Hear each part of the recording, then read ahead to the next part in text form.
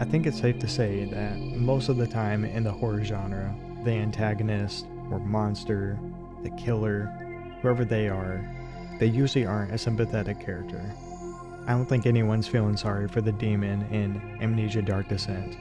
I think that's one of the appeals of the horror genre, is that you have normal people trying to survive against pure evil. It creates a Cinderella story, trying to survive against insurmountable odds. But every once in a while, a piece of media in the horror genre will give us something else. And there might be a little more complexity to that seemingly evil character. The game that I'm talking about today is called Routine.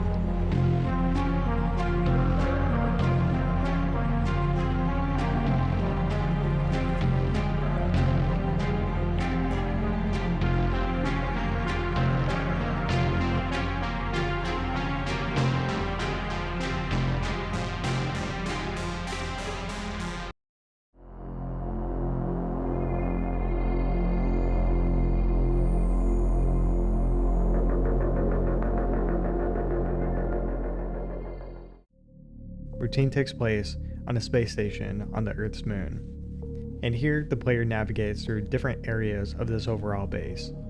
We start off in a arrivals terminal for people who are just coming to the moon. We adventure through an area called the Mall as well.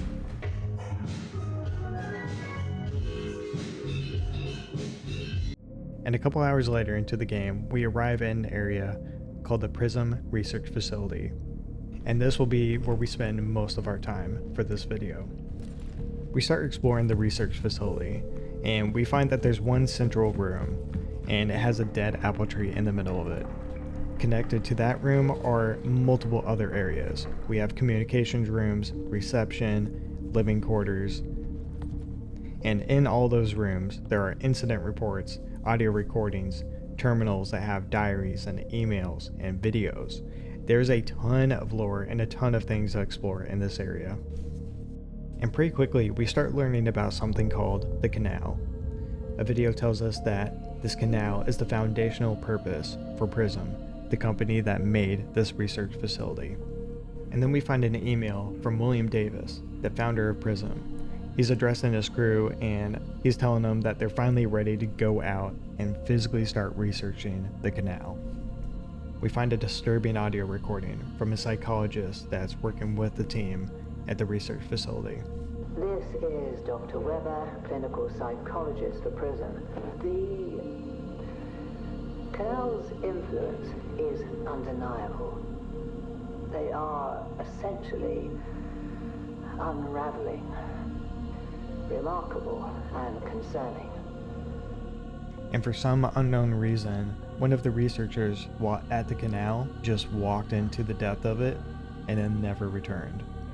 Lastly, we find a video and the title screen reads that most of the video that was taken at the canal is unusable due to some unknown interference. The fact that they don't know what's causing the interference is concerning to say the least. So the research at the canal is not going well. However, things are about to get even worse. The crew began finding evidence that there is some other life form living amongst them. Inside of their facility, they find something that looks like large handprints on the floor and on the walls.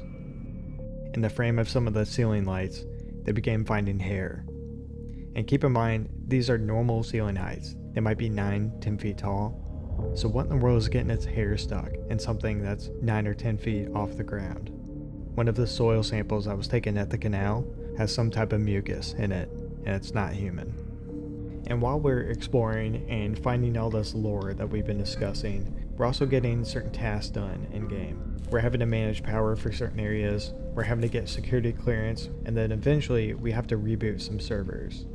But then this happens. A loud howling sound rings off throughout the halls. We make it back to the elevator, shut the door,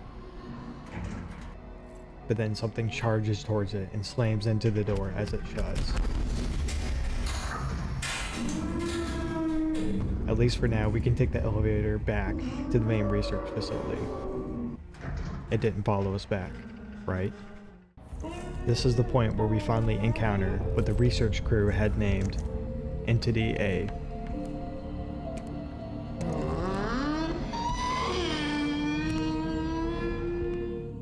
An audio recording that we find gives us some insight on Entity A. I've seen him. The interface module must be used. This module sees that which the human eye cannot. Per the audio recording, Entity A has the ability to go invisible. Most of the time, we can't see it with our naked eye. However, if we use a certain module on our CAT device, which is this electronic gun that we have, we'll be able to see him. And that helps explain a diary entry that we found earlier, where one of the crew members said that they woke up and it felt like something was pressing on their chest, but then it lifted suddenly. In that same audio recording from a moment ago, it also says, Do bear in mind, he observes us as well. So not only do you have this 9-foot Goliath inside the facility with you, it also has the ability to go invisible, and it's also sneaky. At this point in the game, we have a long list of tasks that we need to get done. We're trying to decipher codes, gain access to certain areas, but every minute or so, the entity comes around. You can hear him stomping.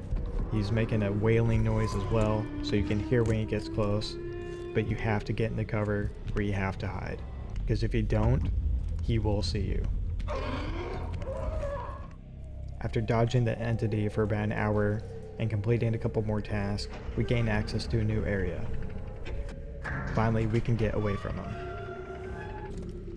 We find a new area with a lot of books and notes, surely about research in the canal.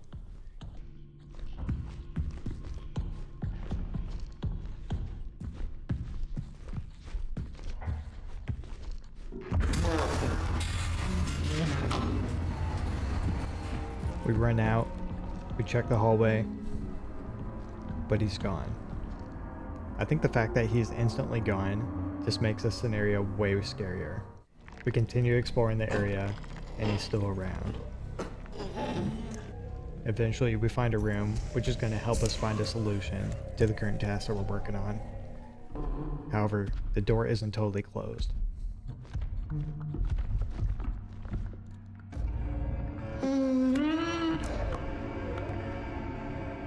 We take a couple minutes in this room, we finally complete our task, and then we can move on. We gain access to a medical room, however, the entity has followed us here.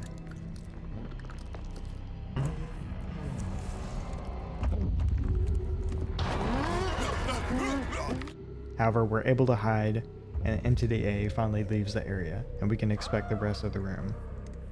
And there's a corpse of some type of creature on the table. One thing that's interesting is it's a vertebrae, so it looks to be like a mammal, but it has 10 legs, and the weight is 406 kilos. There's a couple more important notes as well. It's identified as a female and has ovaries, so the crew suggests that there's a possibility that there could be a male mate as well. And it looks like this thing died from choking on an apple from the apple tree back in the main research facility. We continue exploring the area, and we finally make it to the office of the founder of Prism. We gain access to his terminal, and on it is a video titled Entity B. The video was taken in the room at the research facility with the apple tree. However, the apple tree now is alive and well, and next to it is a large dead corpse. This is Entity B. This was the creature that was on the table in that previous medical room we were just in. We finally accomplished what we came to this part of the research facility to do, and now we're going to head back to the main area. However, we have to be careful.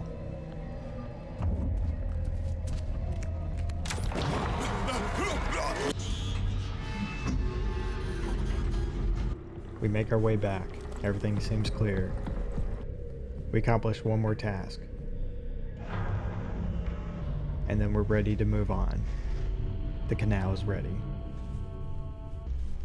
So we hit a save point, and then we begin to leave the facility.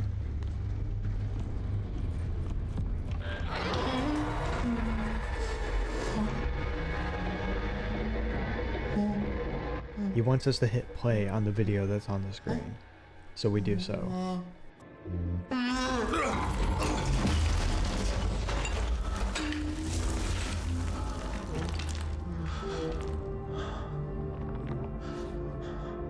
The video that begins playing is that of Entity B laying dead next to the apple tree, and he watches intently.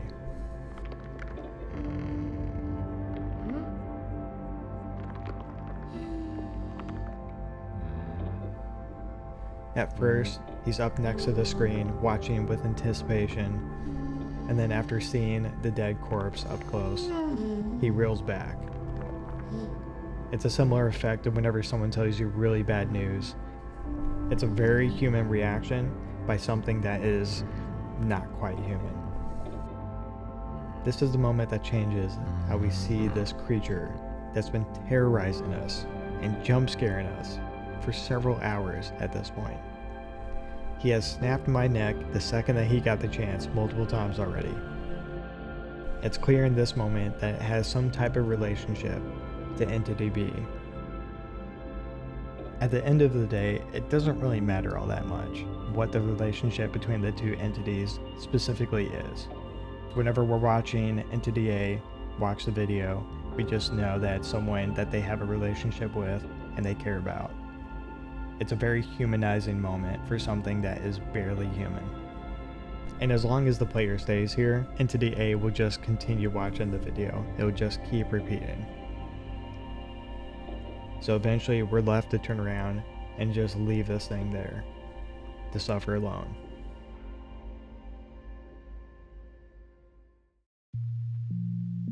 If you made it this far into the video, thank you for watching.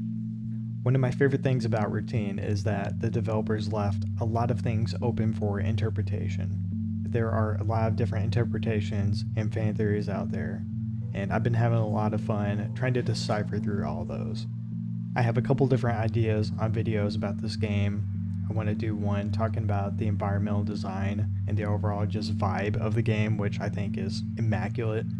And then also there's a couple different fan theories or hidden meanings to certain things within the game. So if that is something you're interested in, please consider subscribing. Once again, thank you for watching.